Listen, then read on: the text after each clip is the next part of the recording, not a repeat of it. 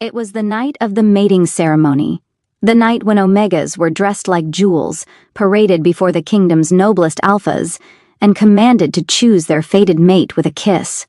Those who refused were claimed by force, often by the most ruthless alpha bidder. Prince Arendor Valerius, youngest son of the royal house, sat stiffly as attendants fussed over his attire. A coronet of pearls was set in his dark hair, his pale throat adorned with a collar of woven silver. His robes of ivory silk clung to his slender frame, embroidered with threads that shimmered like moonlight. His beauty was breathtaking, an Omega's allure carefully honed for the spectacle, yet his violet eyes burned with quiet rebellion. "Your Highness mustn't frown," a maid whispered nervously. "The dukes will be watching. The alphas—" "I do not care for the alphas," Arendor said sharply, before softening his tone. "Forgive me, it is only— this ball feels more like a cage than a celebration." He knew who awaited him tonight: Duke Marcellus Draconis, the most feared alpha in the kingdom.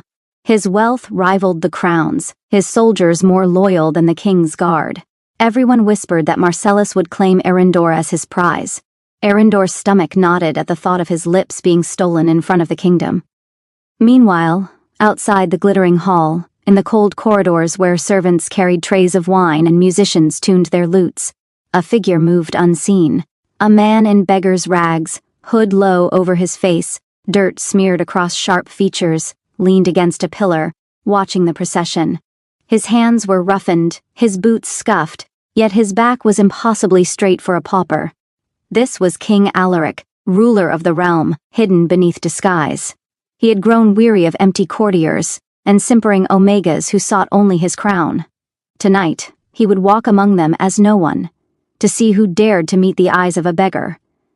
When his gaze fell upon the Omega prince entering the ballroom, Arendor with moonlit grace and storm in his eyes, something ancient stirred in him. The ceremony began. Music soared, goblets clinked, and Omegas were guided to the dais. One by one, noble alphas stepped forward, offering hands, vows, promises of riches and power. When Duke Marcellus approached, towering in black and gold armor, the crowd hushed, his hand extended toward Arendor like a snare.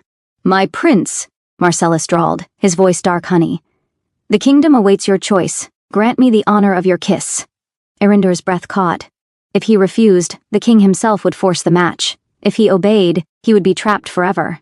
His pulse thundered as the hall closed in on him. Then, from the corner of his eye, he saw him, a beggar, half hidden behind servants, watching with a gaze like fire beneath the hood. And before thought could stop him, Arendor descended from the dais, silks whispering against marble, and seized the ragged stranger by the collar.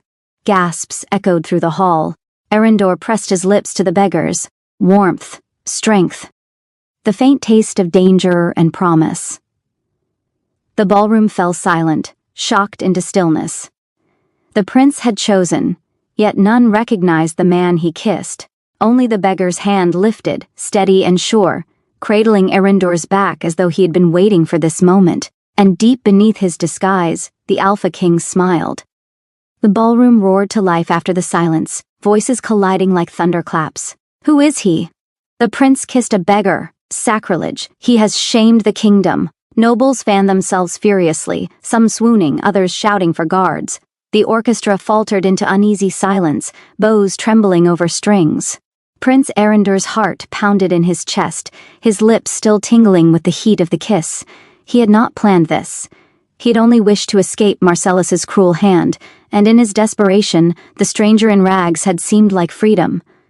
But now, as he met the man's gaze, eyes like molten amber under the shadow of the hood, he felt something he had never known before, not just relief, but recognition, as though his soul had stumbled into its match. "Seize him!" Marcellus's bellows split the air. His armored fists slammed against the marble rail. "That filthy cur dares steal the lips of a royal Omega? Drag him forth!" Guards rushed forward, but the beggar did not flinch. He lifted his head, and though dirt smudged his cheek, his bearing was regal, his presence commanding.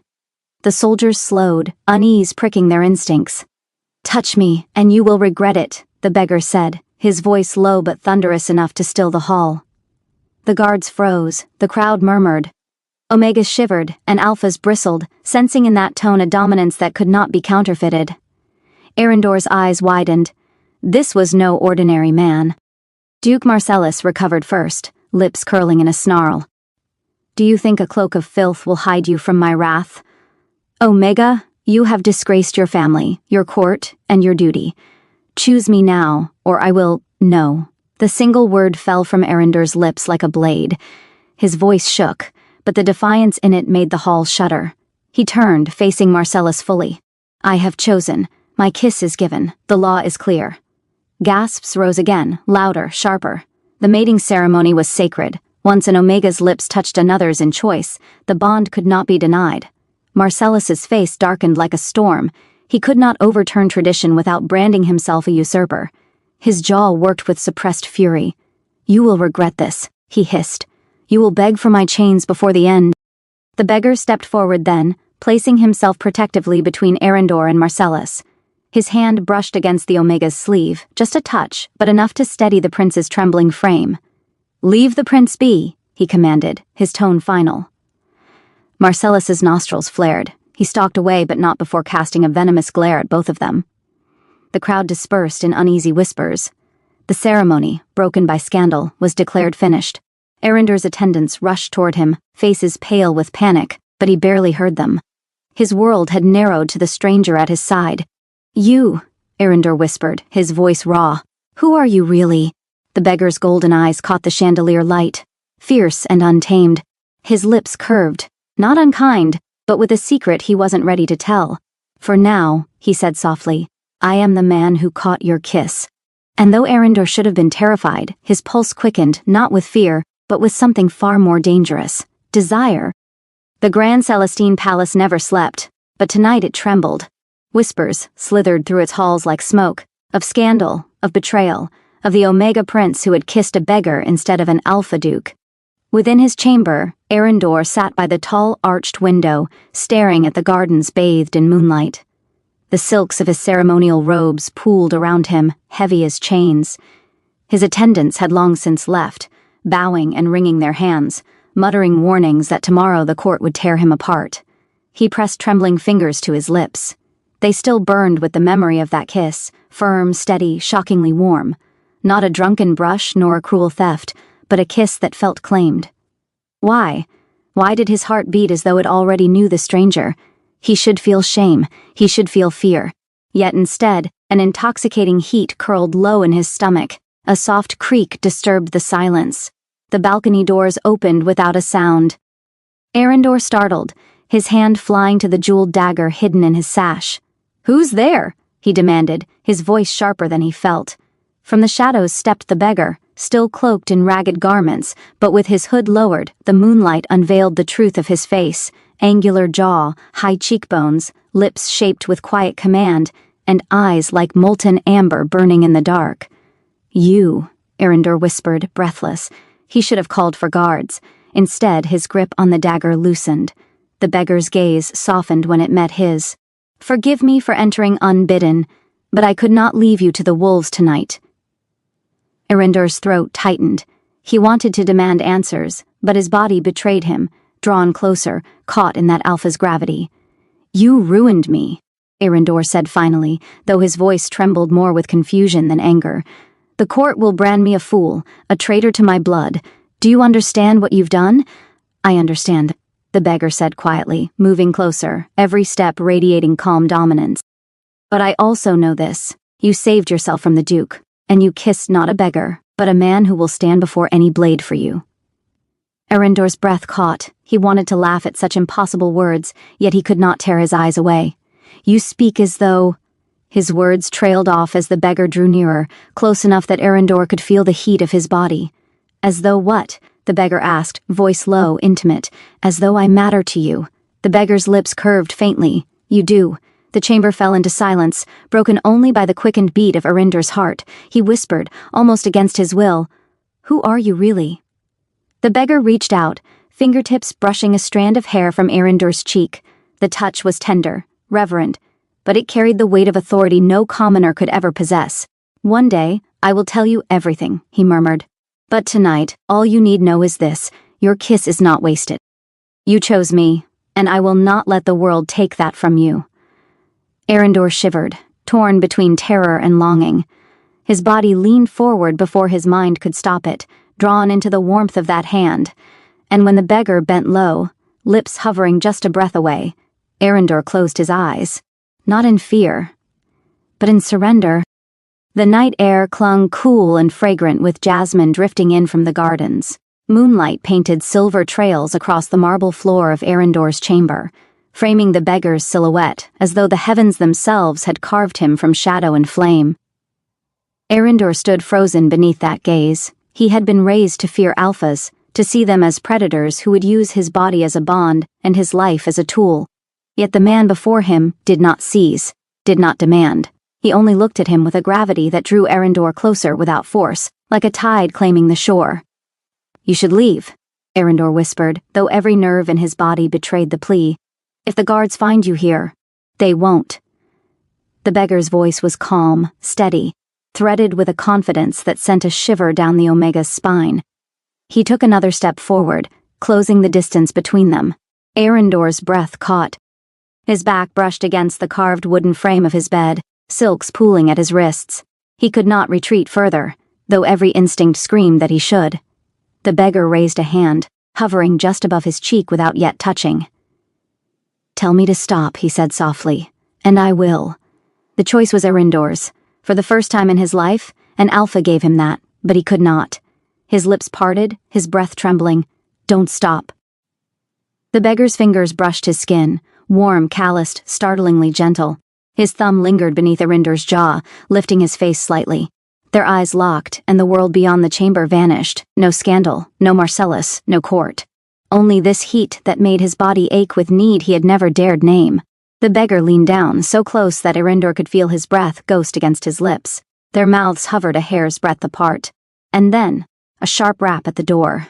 Arendor flinched, panic flashing in his eyes. The beggar melted back into shadow, retreating toward the balcony, just as the heavy oak doors swung open. "Your Highness." A court attendant rushed in, pale and sweating. "Forgive me, but urgent news. Duke Marcellus demands audience at dawn. He claims tonight's scandal was an affront to his honor, and he intends to challenge your choice." Arendor's heart plunged. A duel? A political strike? He did not know what Marcellus planned, only that the man would not let humiliation pass. The attendant bowed and fled, leaving the chamber once more in silence. Arendor turned, but the beggar was gone, the balcony doors swaying gently in the night breeze. Only the lingering warmth on his skin told him he had not dreamed it. He pressed trembling fingers to his lips again. He had almost kissed him, almost surrendered to a man whose true name and rank he did not even know. And yet, in his chest, something fierce whispered, "I would have." The palace awoke in an uproar. By dawn, gossip had spread from the banquet hall to the city gates. The prince kissed a beggar. The sacred rite was defiled. The duke was humiliated before all. Servants whispered in corners. Betas carried scandal like wildfire. Alphas seethed that tradition had been mocked. And at the heart of it all, Prince Arendor sat in his chamber, hands folded tightly in his lap, every muscle wound like a bowstring. The chamber doors burst open.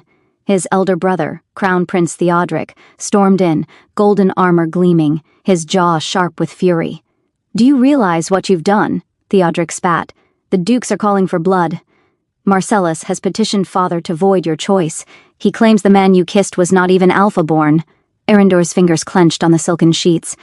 "I don't care what he claims. The law is clear. My kiss is binding. You kissed a beggar," Theodoric snarled, looming over him.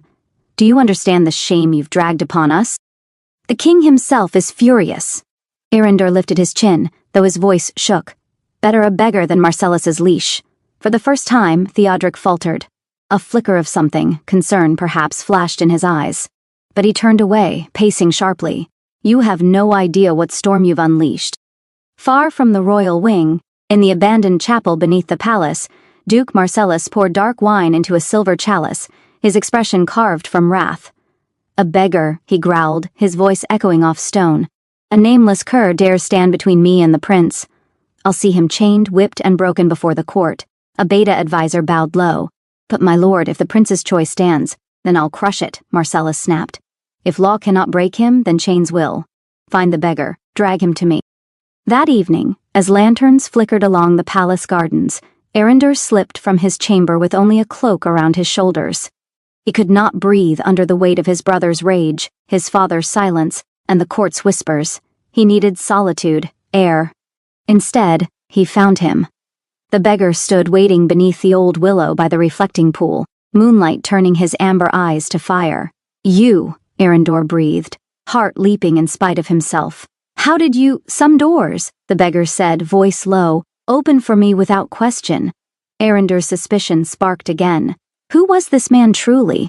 No pauper could stride past guards, no commoner could command such presence. But when the beggar stepped closer, the questions melted under the heat that coiled in Arindor's chest. "You shouldn't be here," Arindor whispered. "If Marcellus finds you, let him," the beggar said, fierce and steady. "He cannot take what is already mine." The words struck like thunder. Arindor's breath caught, his pulse stumbling. "Mine." The beggar's hand brushed his cheek again, reverent, claiming without force. Arindor's knees weakened, and before he could stop himself, he leaned into that touch, craving it like air. "Tell me your name," Arindor whispered, desperate now, aching with the need to know. But the beggar only bent close, his lips grazing Arindor's ear with a promise. "In time." And as the night wrapped around them, hidden eyes in the shadows watched, the Duke's spies already closing in. The gardens lay still beneath the silver wash of moonlight, the surface of the reflecting pool rippling with the whisper of night wind. Arindor stood close enough to feel the beggar's warmth, his pulse unsteady, his lips parted with questions that burned hotter by the second. But the air shifted, a crack of a twig, the rustle of leaves, the prickle of instincts Arindor had been taught never to ignore. The beggar's golden eyes narrowed. His hand slid from Arindor's cheek to his wrist, firm but protective. "We are not alone," he murmured. From the hedges, armored men surged forth, 6 in total, cloaked in Marcellus's black crest. Their swords gleamed in the moonlight, their boots pounding the earth. "There," the leader barked, "take him alive. The Duke wants the cur delivered in chains." Arindor's breath froze. "No, wait, you don't understand." He moved as if to shield the beggar, his body trembling, yet the stranger only eased him back, steady, unshaken. "Stay behind me," the beggar commanded. The soldiers charged. In the space of a heartbeat, the world transformed. The beggar shed stillness like a discarded cloak, moving with lethal grace. His hand caught the first soldier's blade mid-swing, metal shrieking against his palm, and with a flick of raw strength, he snapped the sword in two. Gasps tore from the men. Arindor's eyes widened in shock, his breath trapped in his lungs. No beggar could do this. No common alpha even. The power radiating from him was ancient, primal, commanding every instinct in Arindor to yield. Another soldier lunged. The beggar pivoted, faster than sight, his fist striking the man's chest with such force the soldier flew back into the hedges. The ground shook. "Monsters," one whispered. The beggar's amber gaze flared like molten fire. "Run back to your master," he said, voice deep and resonant with alpha authority. "Tell him, this one is not his to claim." Something in that voice froze the soldiers' blood. They hesitated only a moment before retreating, dragging their fallen with them, disappearing into the night. Arindor stood rooted, his cloak slipping from his shoulders, his heart hammering. The garden was silent again, but nothing was the same. "You—" His voice cracked, his lips trembling as he tried to shape the truth. "You cannot be—" The beggar turned, his expression softened by the sight of Arindor's shock. He reached out, gently brushing the Omega's trembling fingers with his own. "I never lied," he said quietly. "I told you some doors opened for me. I told you your kiss was not wasted." Arindor's throat worked. Then, "Who are you?" The beggar's eyes burned with unspoken truth. For a moment it seemed he might speak it, might shatter the illusion entirely. But instead he leaned down, his breath warm against Arindor's ear, and whispered, "Yours." Arindor's knees nearly buckled. He could not breathe. His body knew before his mind could. This was no beggar. This was an alpha like no other. And in the shadows beyond the hedges, Marcellus himself watched, teeth bared in a smile sharp as knives. "This game," the Duke murmured, "is only beginning." The throne room of the Celestine Palace had never been so crowded. Nobles in embroidered silks crowded the marble aisles, alphas bristling with challenge, betas whispering behind fans, Omegas clutching their collars as though they were chains.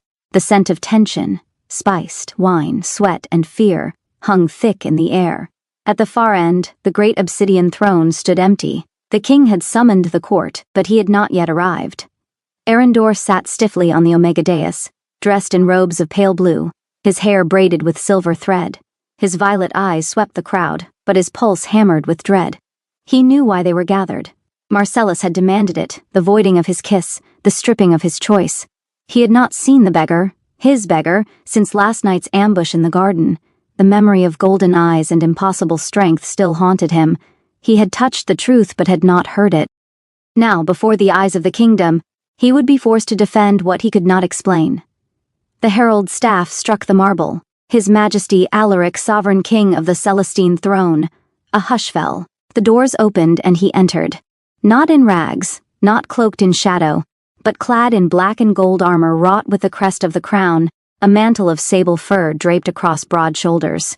His hair, once tangled beneath a hood, now gleamed like obsidian under the torchlight. His face was clean, sharp as carved stone, and his eyes, those molten amber flames, scanned the hall with unshakable command. Arendor's breath stopped. The beggar, the Alpha King. The floor of the court trembled as the gathered nobles fell to their knees. Some gasped, some wept, some whispered prayers. All except Duke Marcellus, who stood rigid, his face blanching beneath the weight of realization. "You!" Marcellus hissed, his voice low with fury. "It was you!" The king mounted the dais with steady steps, his gaze locking on the Omega prince who sat frozen. For a heartbeat, no one else existed in the throne room. Only Arendor, pale and wide-eyed, lips parted in disbelief. Alaric, the man he had kissed, the man he had nearly surrendered to, settled onto the throne. His voice carried like a blade across the hall. "The court questions the sanctity of the Omega Prince's choice," he said, his tone quiet but laced with steel. "They call his kiss a disgrace, a scandal, a lie." He leaned forward, eyes never leaving Arendor's. "Then let the truth be known. He did not kiss a beggar. He kissed his king." The hall erupted in gasps and shouts. Omegas clutched pearls, Betas dropped fans, Alphas snarled in disbelief. Arendor's heart thundered in his chest. The world tilted beneath him. He felt sick, betrayed, undone. All this time, Marcellus staggered forward, his voice trembling with rage. "You deceived us all, Majesty, disguising yourself as a beggar to mock the sacred rite. Enough." The king's voice cracked like thunder. The chamber fell silent. His golden eyes cut through the duke like fire. "You sought to claim what was not yours. You sought to cage a free heart, and for that, you stand exposed." Marcellus's mouth snapped shut, but hatred simmered in his eyes. Alaric turned back to Arendor, and his voice softened, though the hall still trembled with its echo. "The Omega Prince chose me with his kiss, and by law, by blood, by fate, it is binding." The world held its breath. Arendor's lips trembled, his hands clutched the arms of his seat. He could not look away from him, the beggar, the king, his king. But instead of relief, 1,000 emotions warred inside him: humiliation, fury, confusion, longing. He had kissed a man thinking it an escape, only to find himself bound to the most powerful alpha in the world, trapped, yet desired. Alaric's gaze softened, as though he could read every storm inside him, and quietly, so only Arendor could hear, he whispered across the space, "I am still yours." The throne room dissolved into chaos after Alaric's declaration. Some nobles shouted for annulment, others fell to their knees in praise. But the king's word was law. The mating ceremony had been sealed with the Omega Prince's kiss, Arendor's kiss, and none dared challenge it openly. Arendor's world, however, had collapsed in silence. He scarcely remembered being guided from the hall, scarcely noticed the weight of stairs following him. His body moved, but his mind spun in shards of disbelief. A beggar, a stranger, his king. When the chamber door shut behind him, he found himself no longer alone. Alaric was there. No crown adorned his head now, no armor on his shoulders, only a simple black tunic, as though he sought to bridge the impossible gulf between them. Still, his presence filled the room, radiating strength and power that made the air itself seem charged. Arendor's hands curled into fists. "You deceived me." Alaric's amber eyes softened. "I tested you." "Tested?" Arendor's voice broke, trembling with fury and betrayal. "You let me think you were nothing. A beggar, a man with no name, no power. I kissed you to escape chains, and now I find I've bound myself to a king. Do you have any idea what you've done to me?" Alaric stepped closer, though careful, as though approaching a startled fawn. "I know what you think, that I tricked you, but understand this. I wore rags because I needed truth. I needed to know if even one Omega in this court would choose me without crown, without gold, without fear." He paused, his gaze locking with Arendor's trembling violet eyes. "And you did." The words struck like an arrow. Arendor wanted to shout, to turn away, to refuse the warmth that flared in his chest. But the memory of that kiss, tender, steady, like no other alpha's touch, rose unbidden. He whispered hoarsely, "You don't understand. All my life, alphas have looked at me like prey. They saw my body, not me. And when I kissed you, it was the first time I felt as if my choice was mine." Alaric's jaw tightened, then softened into something raw, almost aching. And it was. "Arendor, when you kissed me, you freed me too." Arendor's breath faltered. The king closed the distance slowly, raising a hand as though to touch his cheek, then stopping just short, awaiting permission. "I will never claim you by force. If you hate me, I will wear your hatred. But if you give yourself to me, it will be because you choose again, not because of law." Arendor's throat ached with unshed tears. His hand trembled as it lifted, not to push away, but to take that waiting hand and guide it to his cheek. The touch burned like fire and soothed like balm all at once. Why do you make it so hard to despise you?" he whispered. Alaric's lips curved faintly, but his eyes were molten with something deeper. "Because the bond between us was never false." The air grew thick, heavy with heat and unspoken longing. Alaric leaned down, his forehead brushing lightly against Arendor's, giving him the chance to pull away. But Arendor didn't. His lips parted with a trembling breath, his body yielding despite the storm inside him. Their mouths met, soft at first, hesitant, trembling with the weight of everything unspoken.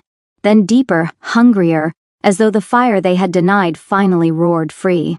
Arendor gasped against him, his hands clutching the fabric of Alaric's tunic, pulling him closer instead of pushing away. The kiss was no longer escape, it was surrender. When they parted, breathless, Arendor's lips still tingled, his body weak against the king's steady strength. Alaric's thumb brushed tenderly across his lower lip. "See me, not the crown," he murmured, "not the power, not the name, just me. That is all I want from you." Arendor shivered, his heart unmoored. For the first time, he wondered if perhaps he could. The royal chambers were quiet but alive with candlelight, shadows flickering across silk-draped walls. Beyond the arched windows, the moon spilled silver across polished marble, bathing the room in a glow that seemed far too intimate for a king and his unwilling mate. Arendor stood near the balcony, the night breeze tangling through his hair, his chest rising and falling in uneven rhythm. His mind screamed that he should resist, that he should run, that an Omega prince did not belong in the bed of the man who had deceived him. And yet, his body betrayed him. His lips still burned with Alaric's kiss, his skin still remembered the steady warmth of his touch. Behind him, footsteps padded softly, strong but unhurried, as though the king refused to stalk him like prey. "I will not command you," Alaric's voice came, low and husky, filled with restraint. "But if you stay tonight, Arendor, let it be because you wish it." Arendor turned, his throat tight. Alaric stood with the firelight painting golden against his dark tunic, his amber eyes glowing like molten metal. That gaze was not the gaze of a king assessing property. It was raw hunger, yes, but also reverence. Slowly, as if surrendering to a force beyond himself, Arendor crossed the space between them. He lifted his chin, meeting Alaric's eyes, his breath trembling. "I should despise you, and yet, all I want is this." His words barely left his lips before Alaric claimed them in a searing kiss. The king's mouth was hot, demanding, but not cruel. His hand cupped Arendor's jaw, tilting his head back as the Omega's lips parted willingly, gasping into the kiss. Their tongues brushed, igniting fire that raced down Arendor's spine. His knees weakened, his body pressed flush against the broad chest of his alpha. Alaric broke the kiss only to trail down the line of Arendor's throat, biting lightly, then soothing with his tongue. The Omega's soft cry filled the chamber, his fingers tangling desperately in the king's hair. "You taste of defiance," Alaric murmured against his skin, his voice thick with desire. "And yet you melt for me." Arinder's only answer was the arch of his body, the trembling surrender of his breath. Strong hands lifted him easily, carrying him to the vast bed draped in velvet. Alaric laid him down gently, hovering above him, giving him one last chance to turn away. But Arinder reached first, tugging at the ties of his tunic, bearing the powerful lines of the Alpha's chest. "Don't make me beg," Arinder whispered, violet eyes dark with want. Alaric's control snapped. He lowered himself fully, their bodies colliding in heat and friction. Clothes were shed with feverish haste, silks pooling on the floor. Skin against skin, every brush set nerves aflame. Alaric's mouth worshipped every inch. Arinder's collarbone, the delicate curve of his waist, the trembling hollow of his stomach, until the Omega writhed beneath him, half mad with need. When Alaric finally entered him, slow and careful, Arinder's cry was a mixture of shock and rapture. The stretch was overwhelming, yet the Alpha moved with patience, letting the Omega's body adjust, coaxing him open with kisses and whispered praise. "You're mine," Alaric breathed raggedly, pressing deep. "Not by law, not by crown, but because your body calls to me, your soul answers mine." Arinder's hands clutched his shoulders, nails digging into flesh as his head fell back against the pillows. "Yes," he gasped, his voice breaking. "Yes, Alaric." Their rhythm built, the chamber echoing with breathless moans and the steady cadence of bodies moving as one. The world outside ceased to exist. There was only heat, only the slick slide of skin, only the bond tightening with every thrust. When release finally tore through them, it was like shattering. Pleasure so fierce it bordered pain, a rush that left Arinder trembling, clinging to Alaric as though he would never let him go. The king gathered him close, kissing the sweat-damp hair at his temple, his chest heaving. "No throne, no kingdom," he whispered hoarsely. "Only you, always you." Arinder buried his face against him, still quivering, and for the first time that night he allowed himself to believe it. The first light of dawn spilled through the high arched windows, gilding the silken sheets in pale gold. The night's fever had burned itself into the bed, the air still heavy with the scent of sweat, musk, and something deeper, bonding, though unspoken. Arinder stirred first. He lay tangled in Alaric's arms, the king's body warm and solid against his back. His head rested on a strong chest that rose and fell with the steady rhythm of sleep. Every shift of his body reminded him of the night before. The ache, the heat, the whispered confessions that had shattered the walls around his heart. For a moment, he simply lay there, listening to the powerful heartbeat beneath his ear. For a moment, he let himself believe. But reality crept in like a cold draft. He was an Omega prince, sworn into a bond before the entire court. And the man who held him so gently was not just Alaric the Beggar, not just Alaric the man, but Alaric the Alpha King. Would the tenderness of the night remain, once the crown returned to his head, or would he too treat Arinder as nothing more than a prize? The questions stung. He shifted slightly, trying to untangle himself, but a strong arm tightened around his waist. "Leaving already?" Alaric's voice was rough with sleep, but warm. His eyes opened slowly, golden even in the dim morning light. Arinder stilled, caught. I thought kings rose early to sit their thrones." Alaric smiled faintly, nuzzling into his hair. "This morning, I sit my throne here."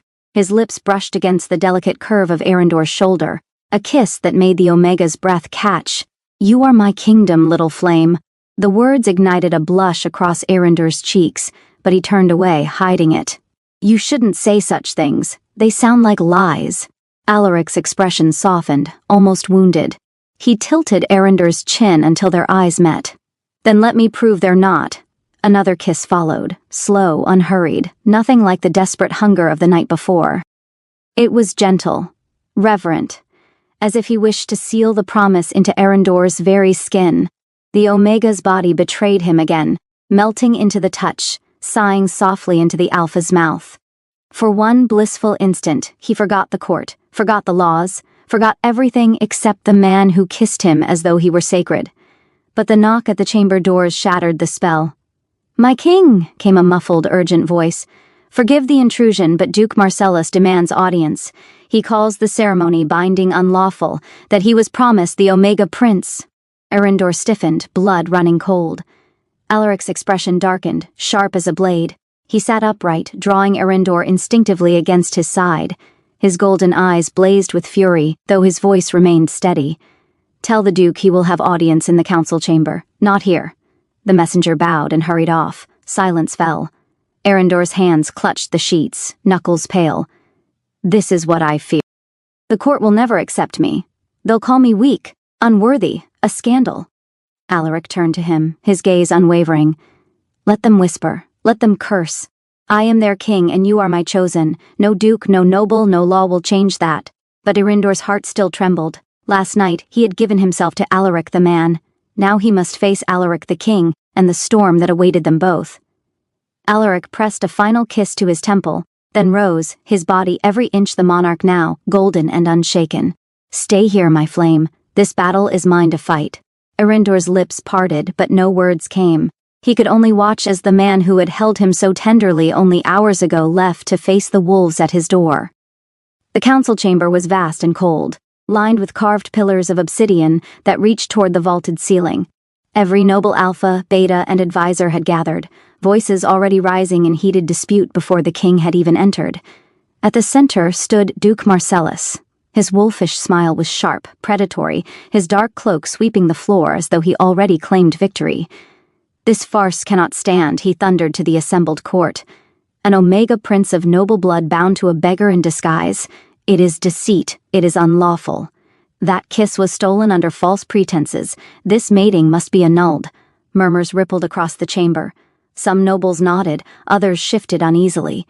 The great doors groaned open. Alaric entered, clad in the black and gold regalia of kingship, the fire of command in his eyes. The voices died instantly, as though the very air bent beneath his will. He strode to the dais, the silence broken only by the echo of his boots across stone. His gaze found Marcellus, and fixed like a blade. "You dare call unlawful what the gods themselves sealed before the eyes of the realm?" Marcellus sneered. "You tricked him. You hid your identity to deceive the Omega into what?" Alaric's voice cut through the chamber like thunder. "Into choosing freely, without pressure, without lust for crown or power? Tell me, Duke, what Omega would you win if stripped of your title and gold?" A hush fell. Several nobles looked away, ashamed. Marcellus's face darkened. "You overstep. I had rightful claim to Prince Erindor. His house promised him to me. His body is not a treaty," Alaric growled, the alpha dominance in his voice reverberating through every stone of the chamber. "He is no coin to be traded, no slave to your greed. He is my mate, and before this court, I will bind him as such." Gasps swept the assembly. The words were no mere claim. They were a declaration of intent to mark, to bite, to bond, to make Erindor irrevocably his before gods and men. Marcellus's composure snapped. He bared his teeth like a beast, his wolf aura flooding the chamber. "You would taint the throne with an Omega's weakness." Alaric's fury flared like wildfire. He stepped down from the dais, his aura crushing the air, forcing lesser alphas to bow their heads in submission. Even Marcellus staggered, sweat beading at his temple. "Say weak again," Alaric hissed, "and I will show this council the strength of the Omega who chose me, strong enough to defy you, strong enough to tame even a king." The chamber quaked with silence. Marcellus's jaw clenched, but he fell back, unable to meet the raw force radiating from his sovereign. Alaric turned, raising his voice for all to hear.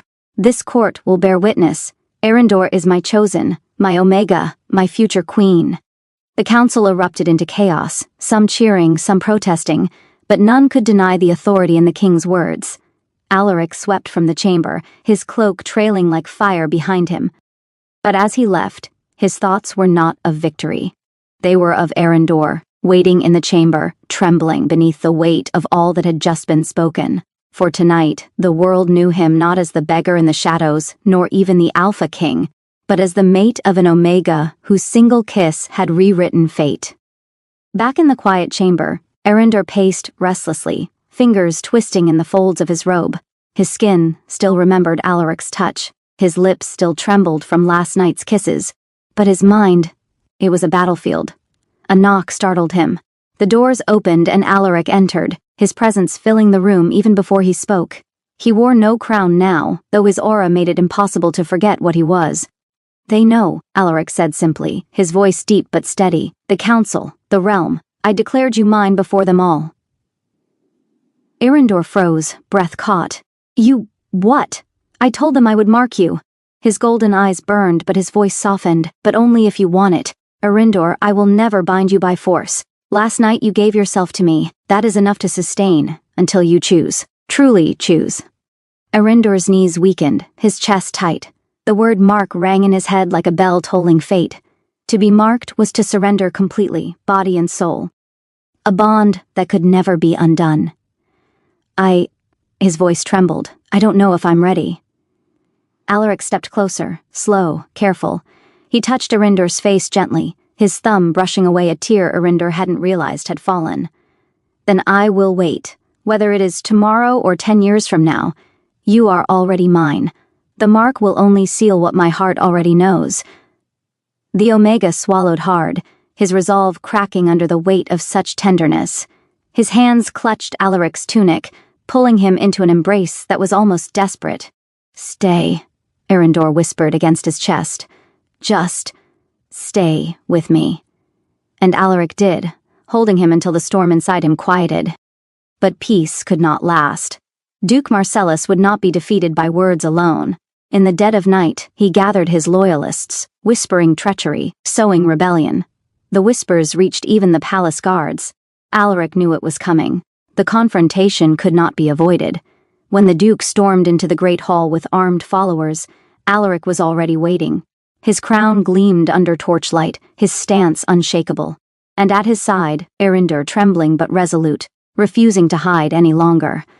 This kingdom will not bow to a queenless king, Marcellus spat, pointing at Arindor.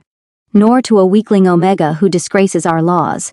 The insult sliced deep, but before Arindor could falter, Alaric's hand closed over his. Then you bow to both, the king thundered. For he is my strength, not my weakness. He is my mate, and I will prove it before gods and men. And with the court watching, Alaric turned to Arindor, baring his neck in rare vulnerability. A king lowering himself before an Omega. Arindor's breath hitched. The chamber waited. Slowly, trembling, he leaned forward and pressed his lips to the skin where a mark would lie. His choice, his will, his heart. The bond surged between them, flooding the hall with such power that even the air trembled. Light seemed to dance across their skin, a divine acknowledgement. Marcellus roared in fury, but his rebellion crumbled beneath the weight of a bond the gods themselves had sealed. Guards seized him. His allies faltered. The Duke's fate was sealed as surely as Arindor's and Alaric's had been. Days later, the kingdom gathered not for war, but for celebration. The court no longer whispered of scandal, they whispered of fate. Arindor walked down the aisle of the great hall in robes of white and violet, silks shimmering like dawn. At the dais, Alaric awaited, his crown gleaming, but his eyes fixed only on him. Their hands clasped, their bond humming between them, visible to all who watched. When the vows were spoken, Alaric leaned close, whispering only for Arindor to hear. You once kissed a beggar to escape chains. Now kiss your king, and bind me to you forever. Arindor smiled, tears glistening as he pressed their lips together. The court erupted in thunderous acclaim. But to them, it was not the crown, nor the bond, nor the throne that mattered. It was the kiss. The same kiss that had begun in desperation, now transformed into devotion. Spring sunlight poured through the palace gardens, gilding the blossoms of lavender and rose. The kingdom had long since quieted after the scandal of the ceremony. Whispers had become songs, songs had become tales, and the tale was always the same, of the Omega prince who kissed a beggar, only to find he had kissed his king. Arindor walked slowly along the garden path, one hand resting instinctively against his swollen belly. The child within stirred strong and restless just like its father. You'll be impatient, won't you? Arindor whispered with a soft smile. Just like him. Behind him, warm hands slipped around his waist, steadying him. Talking to our heir again? Alaric's voice was deep, teasing, his breath stirring against Arindor's ear. Arindor laughed quietly, leaning back into the embrace. The babe listens more than you do. Impossible, Alaric murmured, pressing a kiss to his temple. No one listens more to you than I. They stood together in the quiet, the Omega's body framed by the Alpha's strength, the crown of the king forgotten in the grass where he had set it down. Alaric's hand joined Arindor's upon his belly, feeling the faint kick beneath. His eyes softened with awe every time, as though he could scarcely believe this miracle belonged to him. "Our child will never know chains," Alaric swore softly.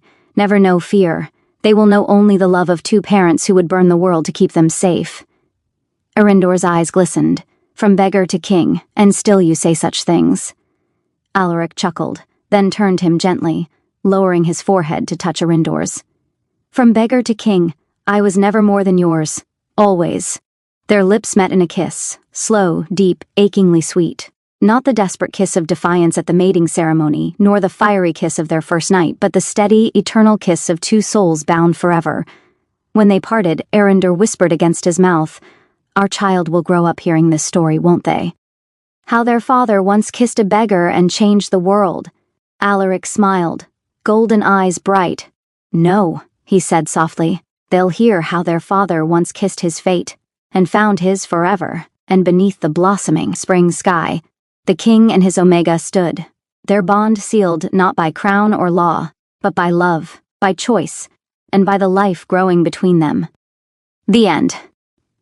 Hey everyone, thanks for watching. Kindly comment below if you loved it. Don't forget to like, subscribe, and hit that bell icon for more amazing content.